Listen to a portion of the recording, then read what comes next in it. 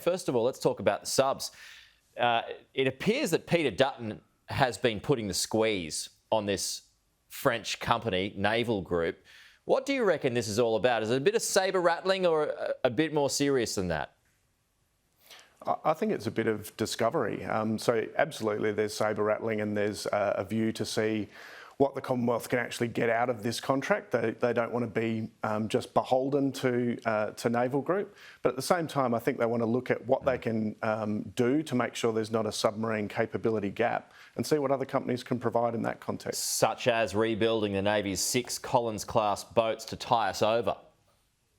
Yeah, so what we saw in the media yesterday is a life of type extension, so really an upgrade of those submarines is being looked at. It's being looked at with Saab Kockums, the original builder of the Collins class, and at about $1.5 billion a boat, that's a pretty substantial upgrade. So that represents an increase in their capability that might buy some decision-making room for the government. Does that suggest, from where you are, Tyson, that there is going to be another delay again, that we're going to need these Collins-class subs, to be able to, as I said before, tie us over for a little bit longer?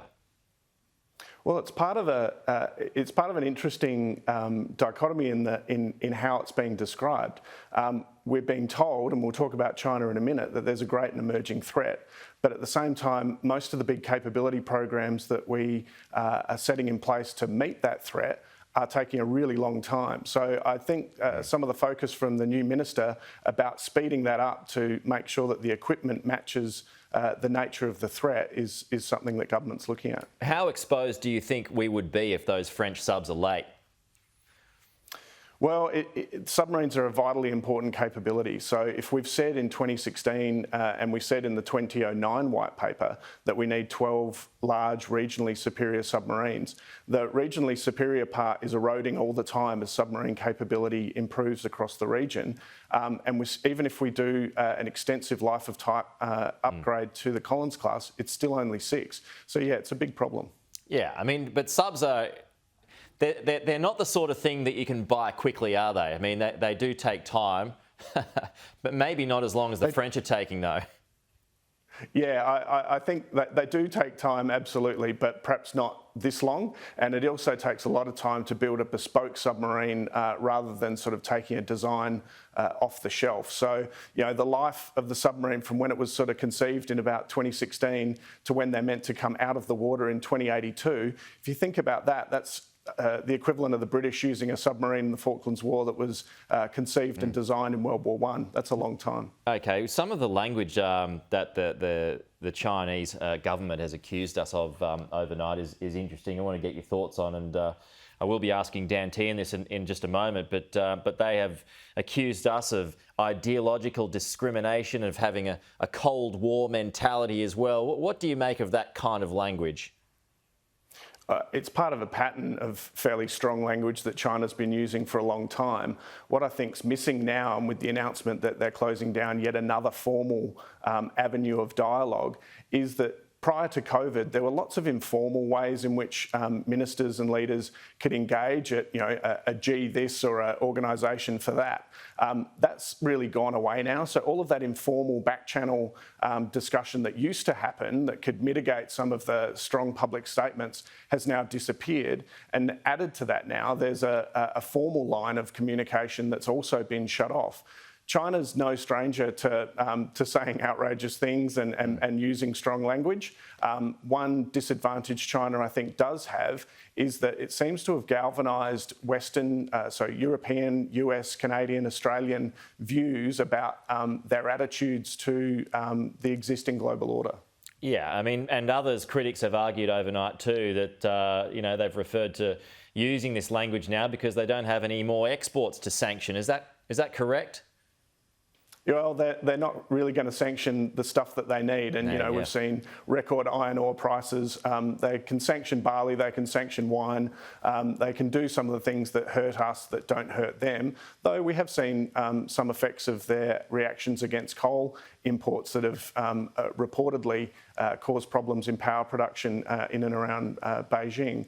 But I think they have run out of those economic levers for now. Don't ever rule it out. But taking this action is just another step in, I think, China isolating itself rather than strengthening its own position. Yeah, I guess when it comes to iron ore, definitely until Brazil's able to get its iron ore up and running, but that won't be until deep into next year, I would have thought. Just finally, in a broader sense, and this kind of relates to the question relating to subs and if we are as prepared or as ready as we can be if we are ever dragged into a conflict that involves Taiwan, involves China, perhaps involves the US as well. Are we as prepared as we can be, or are we a long way behind?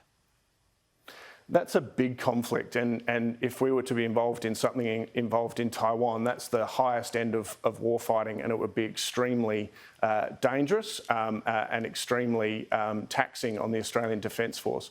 The thing that I mentioned before, though, is that Australia has a capability that China doesn't have, and that's an ability to form and maintain alliances. So working with the United States, we've seen now a carrier battle group has left the UK, and Europeans are taking a greater interest in this region. There's a whole lot of strategic calculus that China has to make about how Australia, the United States, Britain, France, as well as countries in the region like Japan, how they would react to a crisis like that. And our ability to form alliances is a huge capability that China just doesn't have. Hey, just out of curiosity too, Tyson, are there off-the-shelf submarines that can be bought more quickly?